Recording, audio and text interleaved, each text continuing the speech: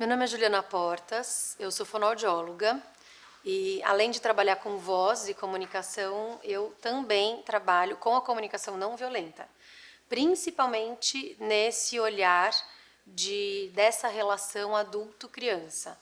Eu também trabalho com pessoas trans, sou voluntária na Unifesp, trabalhando a comunicação de pessoas trans.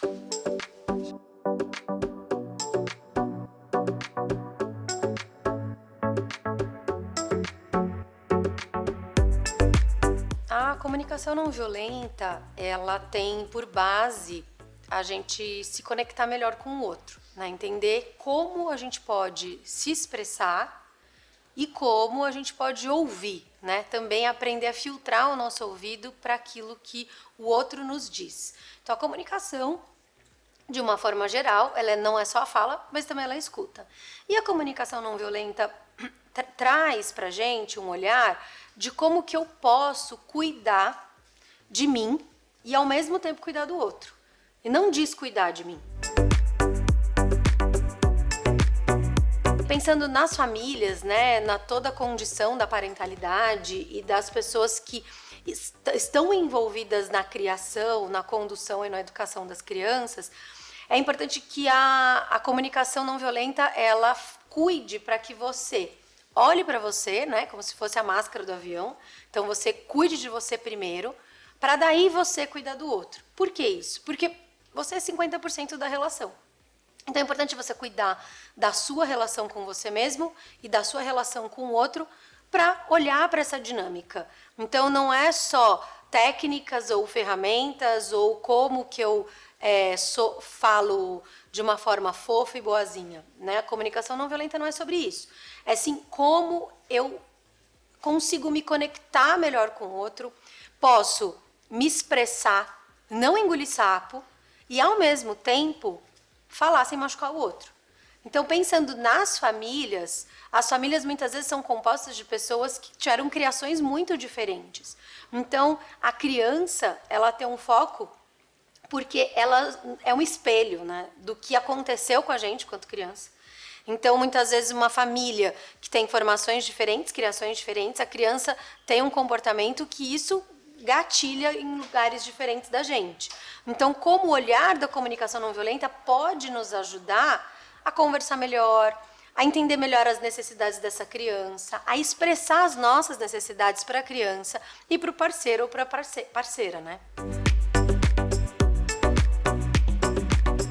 A criança é uma projeção. E se a gente fica olhando a projeção, a gente não olha para a causa, né? Então, eu falo isso, não sou eu que falo só, eu estou acompanhada de várias outras pessoas, que a questão é o adulto. Então, as dificuldades que a gente tem com as crianças, eventuais dificuldades de comunicação, é sempre a partir do adulto. Então, como eu penso e eu quero que a criança pense igual, como eu ajo e eu quero que a criança aja exatamente da forma que eu acho que tem que ser naquela maneira.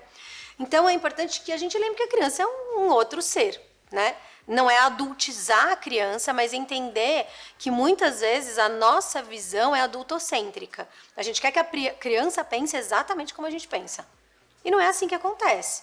A criança, ela tem as suas próprias vivências.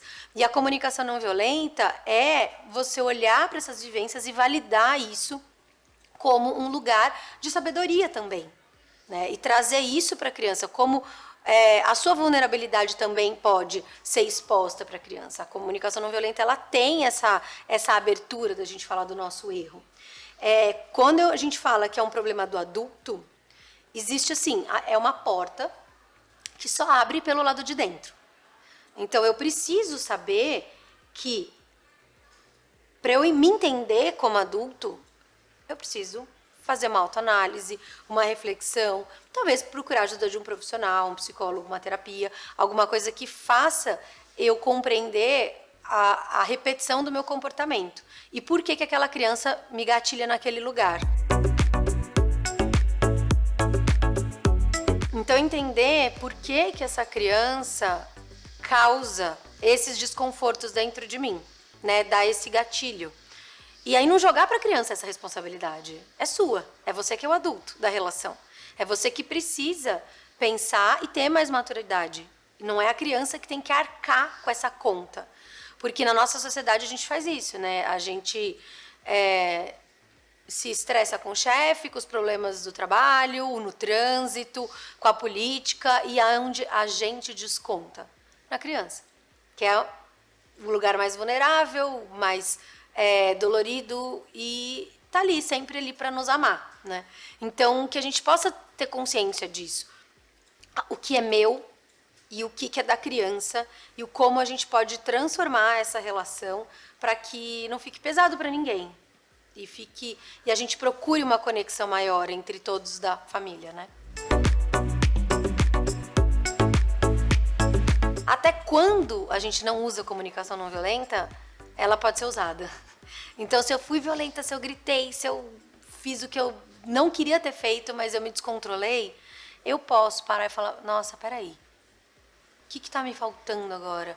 Nossa, eu tive um dia muito cansativo, eu venho de uma semana muito corrida, eu não descansei, eu trabalhei no final de semana, nossa, eu preciso cuidar de mim. O que será que está me faltando agora? Como será que eu posso cuidar para que eu não jogue isso num serzinho que eu amo, né? Que eu adoro.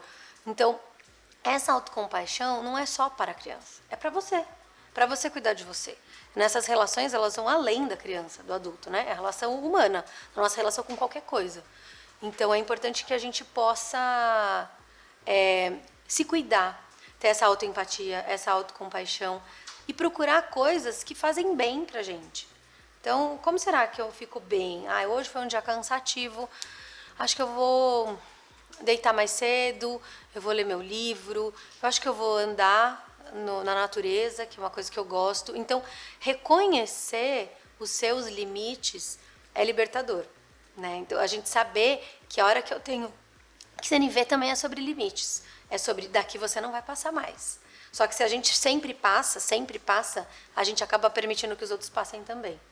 Então, colocar os limites, sabe? Colocar os nãos, isso é libertador, transformador e dá um alívio, assim, pra gente poder seguir com mais leveza.